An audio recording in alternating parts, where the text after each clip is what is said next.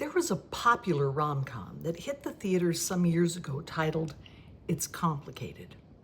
The movie stars Meryl Streep as Jane Adler, a bakery and food store owner who hooks up with her ex-husband Jake, played by Alec Baldwin, at their son's college graduation. The complications begin with the fact that the two are not only divorced for 10 years, but Jake is also remarried to a much younger woman. Additional complications arise when Jane meets Adam Shaver, played by Steve Martin, a divorced architect looking for love. Jane suddenly finds herself curiously attracted to both men, and the complications of the duality add to the humor as she tries to hide both the affair with her ex-husband and her fling with the architect from friends, neighbors, and children. Probably the most complicated part of the movie is that you can't really put your finger on who the good guy is and who the bad guy is. I mean, surely Jake is a bad guy for messing around behind his new wife's back, and yet it's because he felt that spark with Jane that never died completely. He's still in love. Is the bad guy Adam, or is he just the hapless schmuck who got caught up in the middle of this mess? Is it Harley, Jane's future son-in-law, who's in the wrong here for knowing what's going on and not speaking out? Or just maybe the worst of the bunch is Jane herself. She's the common denominator, the one who engaged with her ex, a newly married man, while carrying on with the architect. At the end of the day, nearly all the adults in the room have behaved badly and well. In other words, it's complicated. That might be the best way to talk about Lot, the nephew of Abraham. It's hard to decide if he's a good guy or a bad guy. Is he a victim of his circumstances or a manipulative character looking for a way forward regardless of the cost? Hero or villain? It's complicated. We meet Lot at the end of Parsha Noah in the introduction to Abraham. Turns out that Lot was the son of Haran, Abraham's brother who died young. In ancient times, families stuck together, and Lot became the ward of his uncle Abraham and Aunt Sarah. The little family of three traveled with Abraham's father Terah from Ur to the city of Haran, where they lived together until God called Abraham to go to an unknown land. Lot went with them. Abraham, Sarah, and Lot arrived in Canaan to a famine, and so they journeyed down to Egypt, where Abraham instructed Sarah to claim they were siblings. Lot went along with the ruse, remaining quiet about the secret. Rashi says that it was on merit of Lot's silence that he was saved later by God when Sodom was destroyed. The two men, Abraham and Lot, returned from Egypt considerably richer than when they went. However, the abundance of cattle and sheep required significant grazing land. And soon, Abraham's shepherds and herdsmen were quarreling with Lot's shepherds and herdsmen. It turns out, Lot didn't have a problem with sending his livestock to land where Abraham's flocks and herds were grazing. Abraham's men called them robbers and thieves. However, it seems that Lot also had an entitlement issue. His men responded saying Lot was Abraham's heir, and so it was all theirs anyway. The two men split up, with Abraham kindly giving Lot first pick of the land. Lot chose the well-watered Jordan River Valley and settled in Sodom. Abraham settled in Canaan. Hero or villain? When the king of Elam joined forces with three other powerful kings to crush the five kings who ruled over Sodom, Gomorrah, Admah, Zeboim, and Bela, the four kings kidnapped Lot, stealing all his possessions.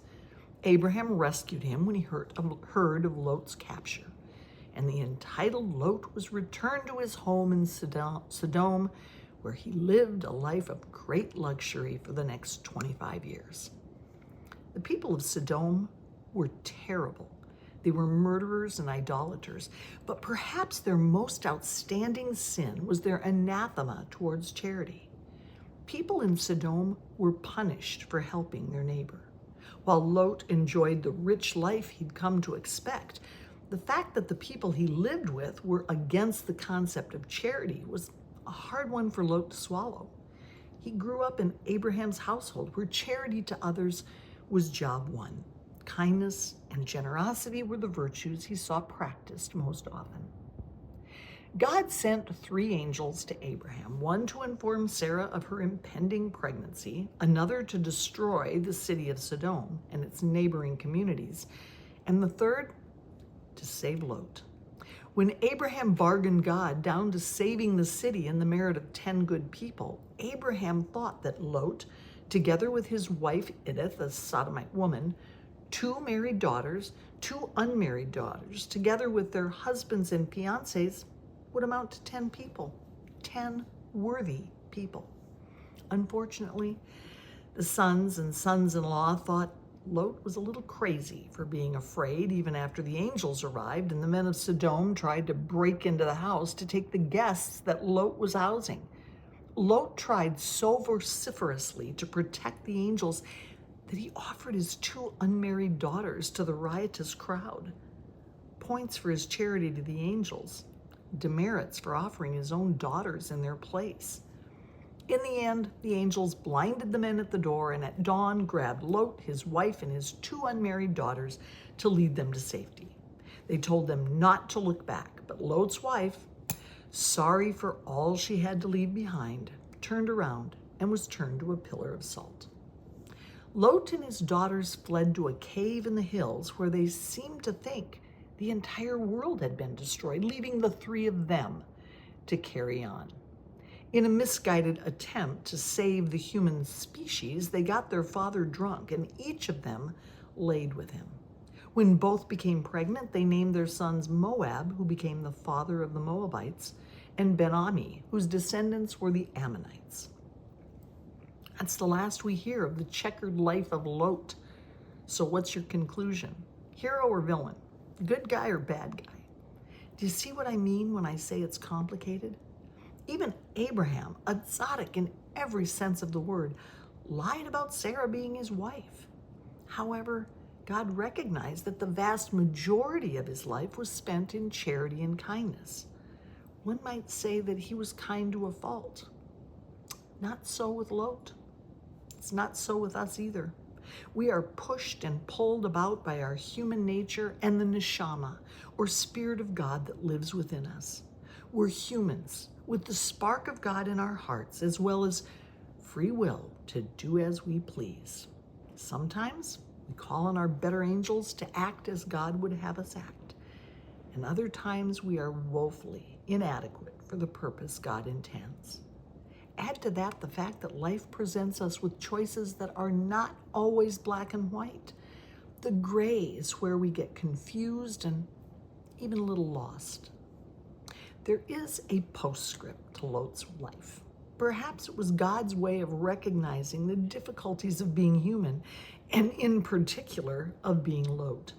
His grandson Moab's descendants included the likes of Ruth, King David, and eventually the Mashiach himself. That is proof positive that God redeems all of us, even in the midst of the messes we create. We aren't heroes or villains, good guys or bad guys, but maybe a little bit of both. It's complicated.